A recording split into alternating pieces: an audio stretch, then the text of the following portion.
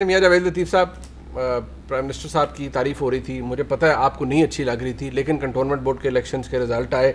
ठीक है, आप कह रहे हैं वफाक की जमात ये नहीं है, लेकिन फैक्ट ये है कि लीड ये कर रहे हैं, सबसे ज़्यादा सीटें इनकी हैं। गल मुक गई ऐसे। मैं आपको एक जुमले में कह दूं कि आप जिन एरियाज़ में इलेक्शन हुए हैं कंटोनमेंट बोर्ड के, जी। आप उन एरियाज़ के कोई बंदा इक्का दुक्का कोई होगा जिसका आटा इशू होगा, ठीक है, कि महंगा हो गया है। आप आए आम 90% जो लोग हैं उनमें ये इंतखाब करवा के देखें, ज़मानतें जब्त हो जाएंगी। वजह ओ भाई, लोगों को 2 वक्त की रोटी नहीं मिल रही, बेरोजगारी आम हो गई है। आप गवर्नेंस की बात करते थे, आप करप्शन रोकने की बातें करते थे, 3 सालों के अंदर 4 गुना हो गई है करप्शन।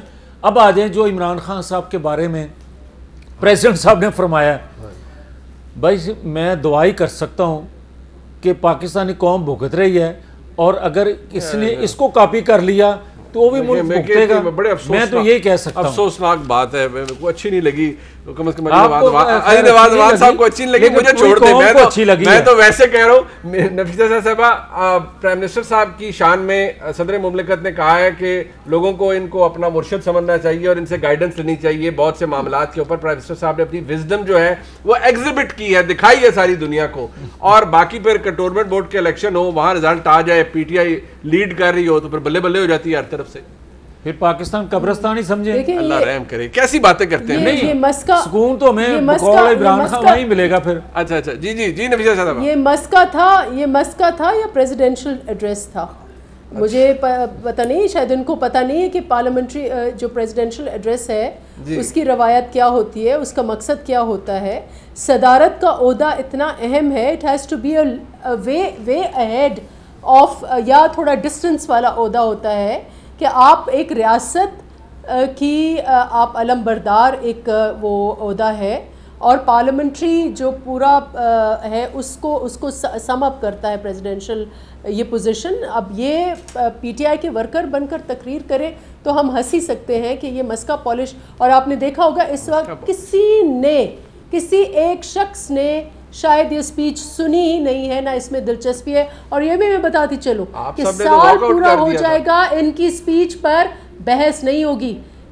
3 साल से बेचारे स्पीच करते आ रहे हैं, स्पीच पर बहस नहीं होती, ऐसे वाइंड अप हो जाती है। वो इतनी जबरदस्त तकरीर होती है कि उसमें कुछ बहस करने लायक बचता ही नहीं है।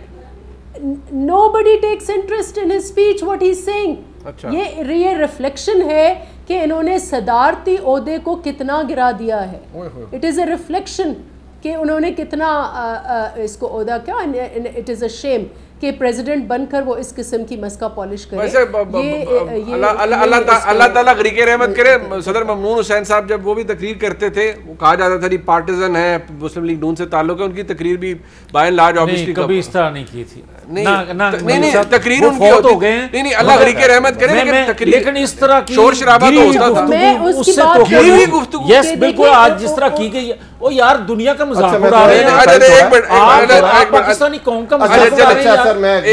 वो हम जाते हैं, हसद ना कर, अपने आप को काबिल कर, ठीक है, बात करने का। पहले नैरेटिव क्या होता था हमारी हुकूमतों के बारे में? खाता है तो खिलाता भी तो है, खाता तो लगाता नहीं, वो उनके बारे में। अच्छा, उनके बारे में खाता है तो खिलाता भी तो है। अच्छा, इनके बारे में खाता है तो लगाता भी। पहली दफा आपके पास इस तरह की चीजें आ रही बारे में भी है। मैं बताता, सुनते जाए ना, सुनते जाए। अब खाता है तो बताता पहली दफा पूरी ना खाता है ना लगा।